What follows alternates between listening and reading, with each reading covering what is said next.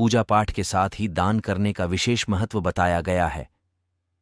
मान्यता है कि दिए दान का कई गुना फल मिलता है। इस संबंध में एक लोक कथा प्रचलित है। जानिए ये कथा। प्रचलित कथा के अनुसार पुराने समय में एक अपने रथ से अपने राज्य में भ्रमण कर रहा था। तभी रास्ते में वह एक भिखारी आकर रुका। राजा रथ से उतरे और भिखारी से कहा कि आप मुझे भीख में थोड़ा सा अनाज दे दें।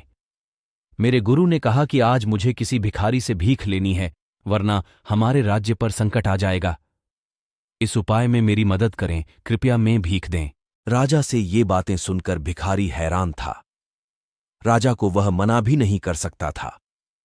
उसने अपनी झोली में हाथ डाला, मुट्ठी में अनाज लिया और सोचने लगा कि इतना अनाज राजा को दे दूंगा तो मैं क्या करूंगा। ये अनाज तो मेरा है, मुझे राजा को ज्यादा अनाज नहीं देना चाहिए। उसने मुट्ठी में से कुछ अनाज झोली में ही छोड़ दिया और थोड़ा सा राजा को दे दिया। राजा ने अनाज लिया और अपने मंत्री को दे दिया।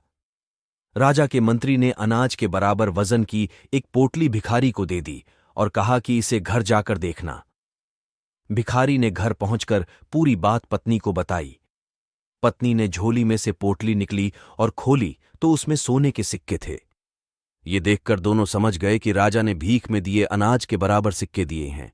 भिखारी को और उसकी पत्नी को पछतावा होने लगा कि उसने दान देने में कंजूसी करके बहुत बड़ा नुकसान कर लिया है।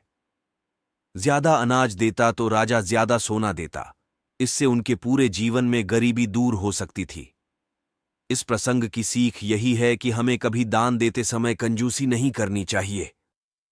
इस पुण्य कर्म का कई गुना फल मिलता है।